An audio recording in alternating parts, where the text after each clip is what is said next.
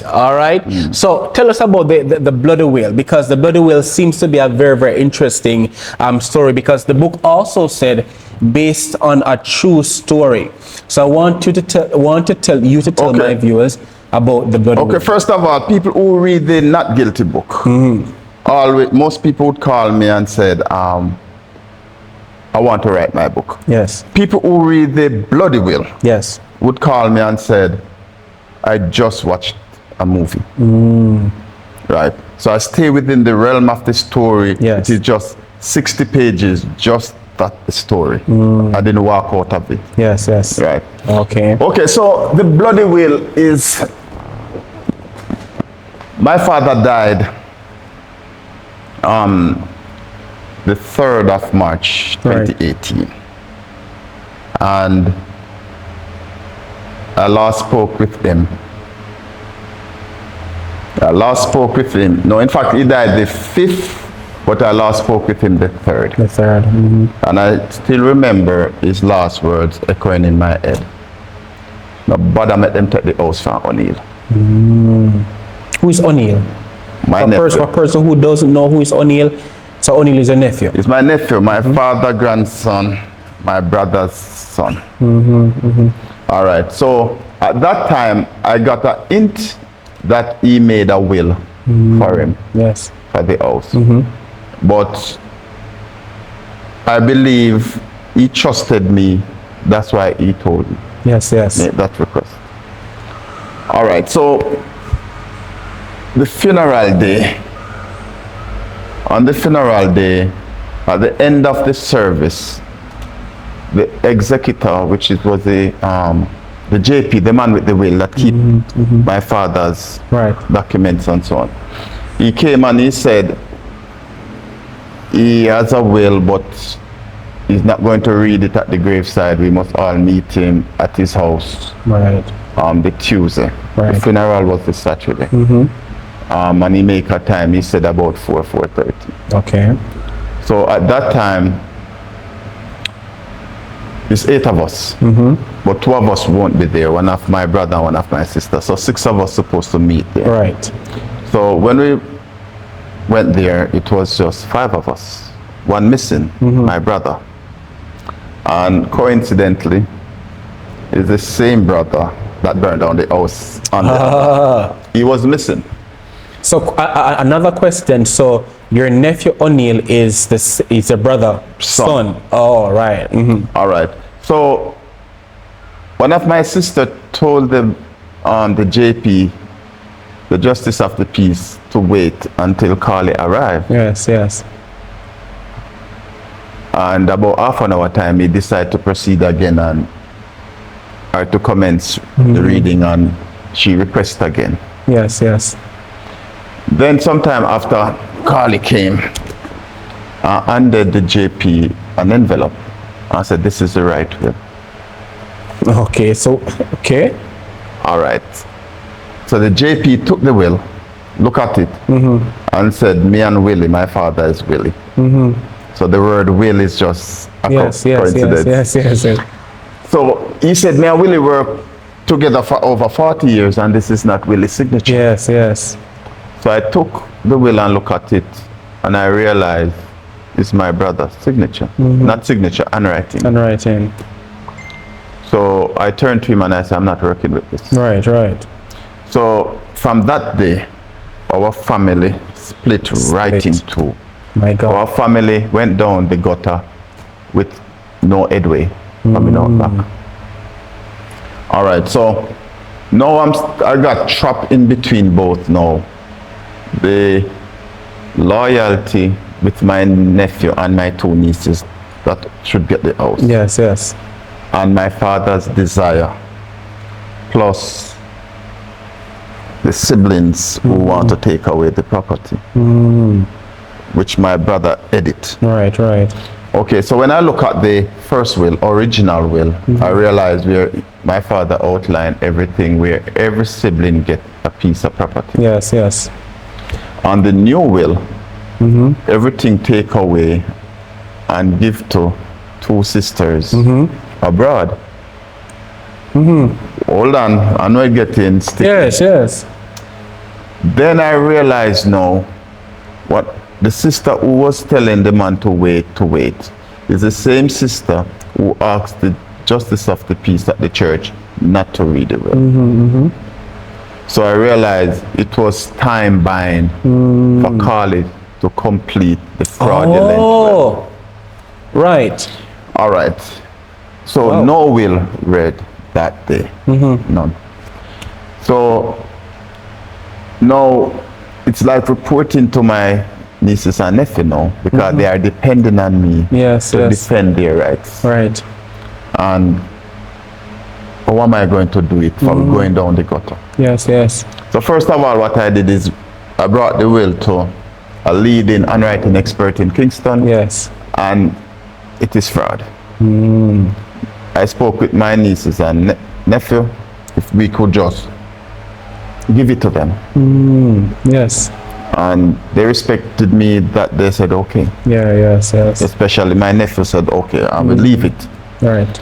But what to find out what they were trying to take the property for is because of the new highway and the highway going to pay for the property. Yes, yes. I see. So that's the reason. The highway shift and didn't bother to take it. And they get tractor and destroy, demolish the house. That's when hell broke loose. Wow. So we took it back in hand.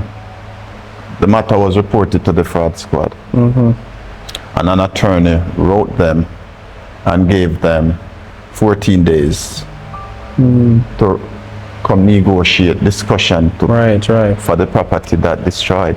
It was like 50 million worth of value when you're talking about, because you're talking about the house 30 million, another 15 million for what you call that again, sentimental value from grandfather to grandfather. Yes, yes. So a new house can be cheaper than an old house. Yes, yes, yes. Plus they had the house, the property for almost 4 years and they're gonna charge them $50,000 per month. Right. So when I reached to that stage now, my nephew called me and said he's going to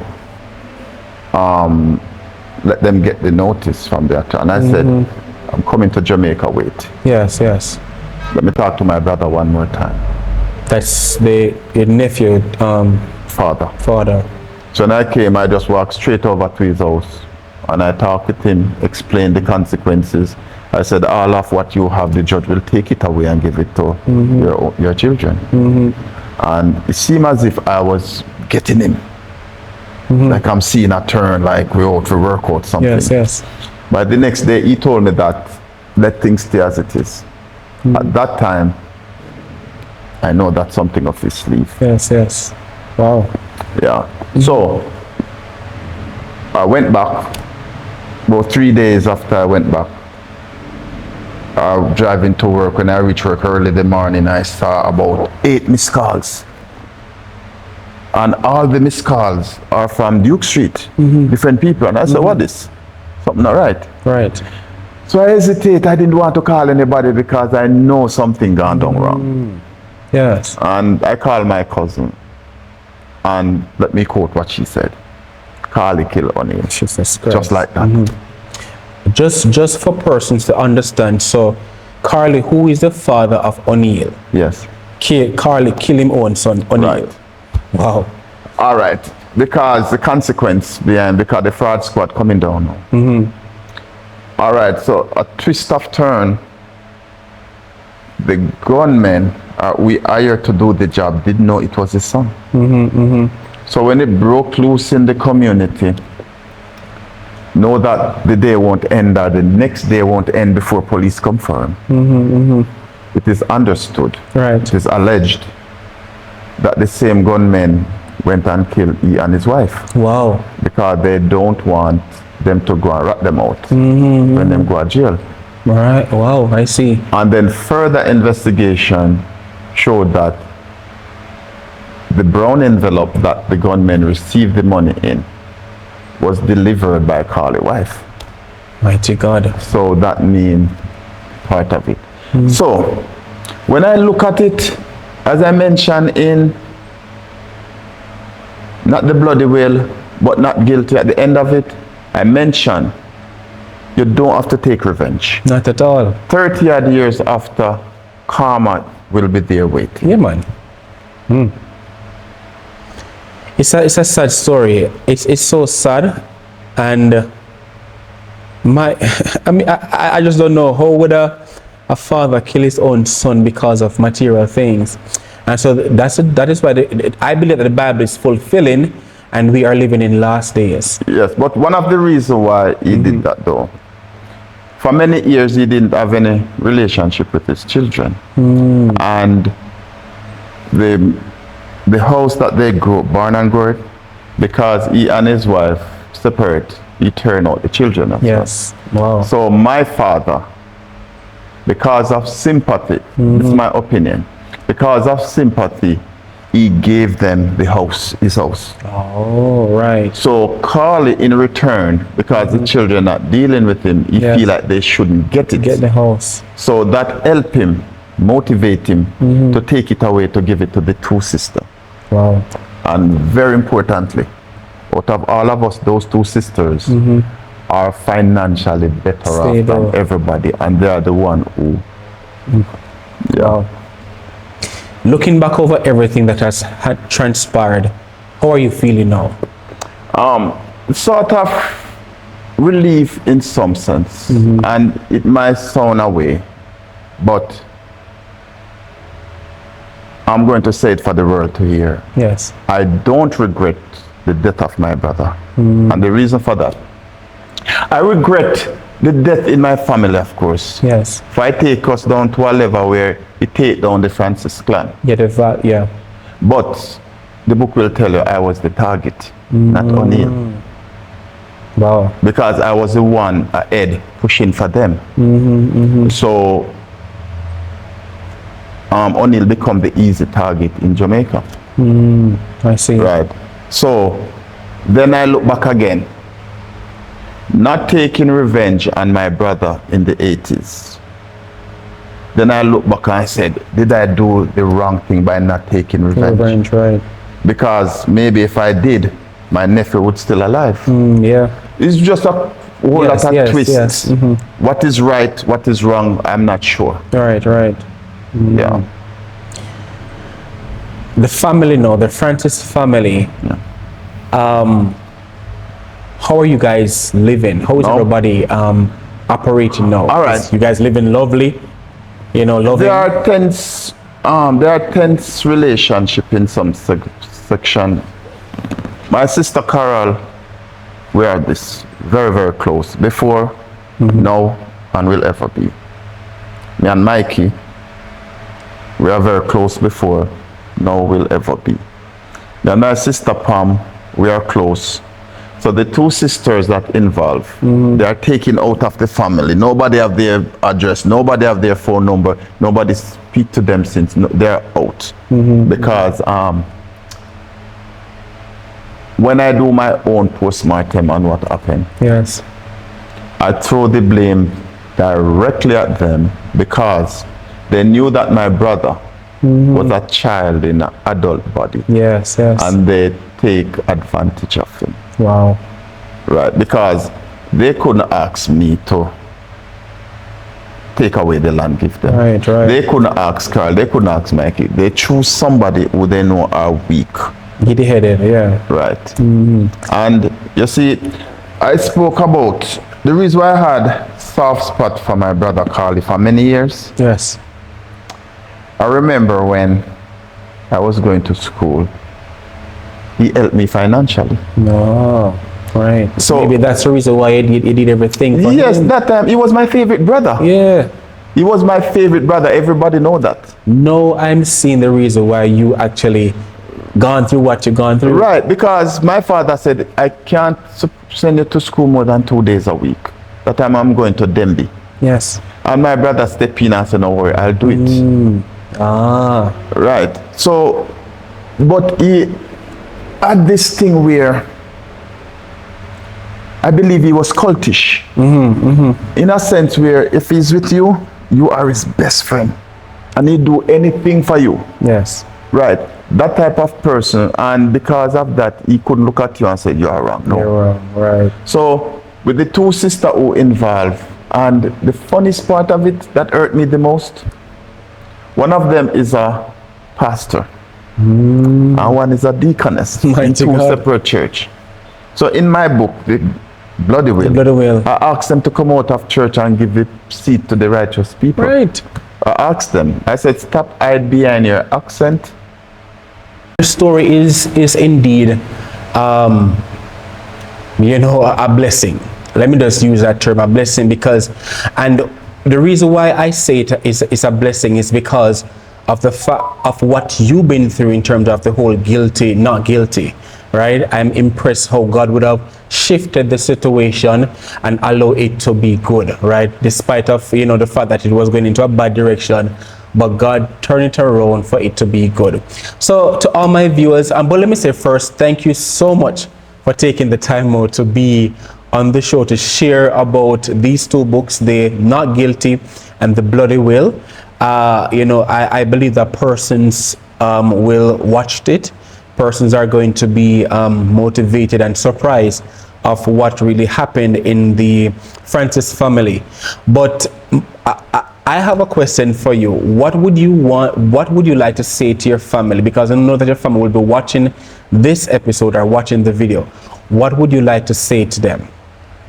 Okay, what I would like to say, I'm not sure if I want to really say it to them, but yes, what I really always thinking, although I said that I finished completely with those two sisters, right, but I must admit, sometimes I'm at work or driving, and I just imagine, I say, I wonder if we get a call from one of them, what would be my reaction? I don't know. It's like, and for me to even have that thought is because I love them. Yes, yes. I still love them. And not only that, but because you have the love of God in your heart, right? Yeah. And that's the reason why you are feeling like that. But have you ever feel or thought to reach out to them and say, hey, despite of everything, let us try and mend back the family? Because, you know, at the end of the day, persons might have done you wrong or done you so many bad things, but the Holy Spirit that lives inside of us will compel us and say, hey, you have to forgive your brother and sister despite of the situation. You know, have you ever thought of doing that, like, you know, just to bring peace? And definitely, many times, but I also think if the wounds are healed properly enough, because if it don't heal properly, it means that we cannot push things under the rug. We're going to want to bring it up and it might explode again. So I believe that wounds have to heal before you can make that type of approach. And also, you know, people go in denial. Sometimes, let me tell you something that I always think about and wonder. I always wonder when they go to bed, if they are thinking if they did anything wrong. No, I don't. I keep thinking, because there's two sides to every story. Yes, that's right. And what type of story would be in their minds to say they didn't do anything wrong? Yes. We all know how it go, what went down, everything, but there's this big word, denial. Yes, yes, yes. Right, so I still love them. We grew up, and I always remember the fun times growing up. Yes. But, you know, I would suggest, because I've done this before and it worked, you know, where somebody have done something to me, and yeah, like I believe it was in 2017, somebody who I had so close to me done something so bad to me, and I had the person up and stuff like that, and I say, you know, would I ever forgive the person? And I did, and I reached out to the person and say, hey, you know, despite of you doing that to me, I forgive you. I forgive you. And you also said that if the womb are still, you know, not healed. But my question, don't you think if you guys should maybe sit down and talk about everything? Don't you think, because maybe even sitting down, you guys maybe could cry about the situation, and who maybe have a hug up and you know stuff like that, because knowing that you still have love in your heart for them, and I believe that they still have love for you, if you guys should come together, sit down, talk about the situation, who need to cry, who need to say I'm sorry, yeah, don't you think that would help the situation to be better, and also the womb that are still there would basically help the healing process? Don't you think that? Yes, I know you're speaking as a counselor. But on the other side, the flip side of it, sometimes you maybe feel like the next person won't, based upon how you analyze it. Because if we should come back together, we can't speak about what happened. And that is not good. That's not me. Because for people to speak about what happened, especially them, or are they going to admit? We're talking about death, Right. And we're not talking about a direct personal thing, one person, individual, you do me wrong. It's a family. Right. You understand? It's a family. Right now, me and my sister Carol even talk about it. And if they should call or we should, well, we not go call, but if they should call, because sometimes the obligatory part of it, you feel like they're obligated to make it, but sometimes you have to be the big person. Yes, that's right. So we have a big sister, the elder sister in England. The last meeting we had, she was the one who was monetized, so to speak. But she cut them off. So the head of it, who would I really love to see? Yes. Who would I really? But I'll just say when things heal up, I don't know, maybe one day she might call me and say, Carlton, we're ready for talk. And I'm hoping and I'm praying that one day that will happen. Yeah. Because I believe in unity. I believe in, despite of how horrible the situation is, just forgive and just move on. Because at the end of the day, that's what God wants us to do. And if they call today, say they call right now and say, Carlton, we need to talk. We need to mend things. The first thing I would say to them, read the bloody will first. I would make men's with them everything good, and then they read and read, because I speak up the things in it. Right. Me talk up the things. Yeah, man. So for you to download it on them after, they would have to read it first and decide if they want to have a relationship. Understand. I mean, again, thank you so much for sharing the story.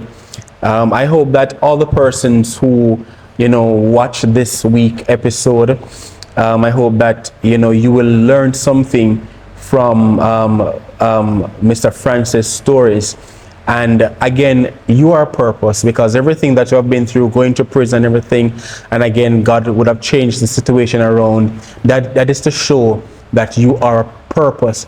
You said that when you were 13 years old, you got saved, you got baptized. Yes. But my question to you, will you ever go back to say, God, I'm going to accept you again? Because the Bible says, you must be baptized. Yes, you were baptized, but you backslidden, right?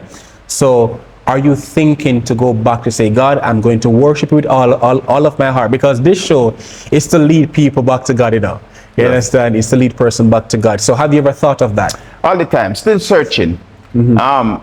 I have so many questions to ask, and I said to myself, it's my fault for my thoughts. I read the Bible twice, page to page, and come upon so many things that have me asking a lot of questions. Yes. And most of the time when I ask somebody who, like a Christian, especially different denomination, they will be giving you different answers. Right. And I know this is not a part of the interview, but I know that there's a supreme being. Yes. Absolutely no doubt about that.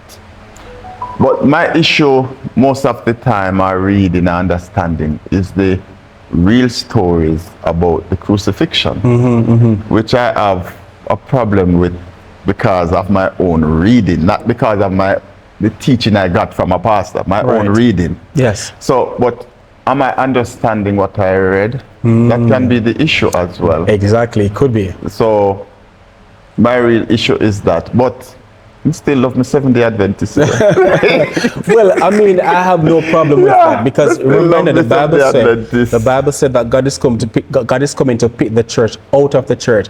And you know, I am one individual where I don't judge people. I don't care. The church that you attend, I don't care. Once you are once you are living by the commandments, love your neighbor as you love yourself, do not kill, do not steal. Once you're living the life that God wants you to live, then that's okay with me.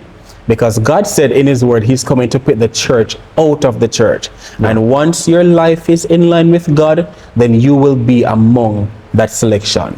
Right? I believe though, and this is my true belief. Yes. I believe that I was born for a purpose. Yes, I believe that too. Yeah, I just believe that because, and then now, is it God that made me this way that I can't say no when you ask favor? Right? Yes. Like I can't say no. And all the goods that I do, I realize that all the goods that done to me is from different people, not who have done the good. Right. The heart that you have, I believe the heart that you have, God maybe is calling you to a ministry in terms of maybe a ministry of giving, you know, maybe doing charity, doing charity to like the communities, giving back to people. I do a little of that. You do a little of that. You see? You have a heart like a goal. So I think coming back to Christ and, joining with the church and doing so many things for the body of God, then that would be a blessing. Yeah. So, even though we're closing, I want you to think of it. Think about it.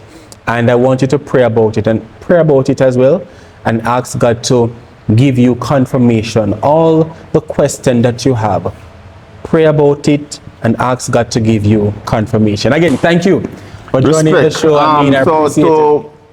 Yeah, they can get the book. Yeah. So you guys can get these books on. Go ahead. Amazon in about 2 weeks' time, or as I said, for a good price. Before it hit the bookstores, you can call 289-696-5228. I'm in Canada. I'm living in Canada, but local in Jamaica, 876 of course, and 264-7935. Yes. So that's where you can get the books.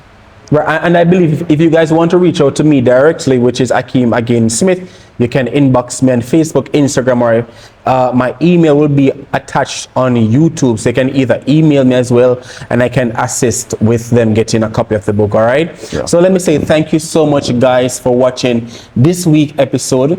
I hope that you like, comment, and subscribe because God is doing something amazing on the show and lives are being transformed on this platform. So again, thank you for watching this week episode.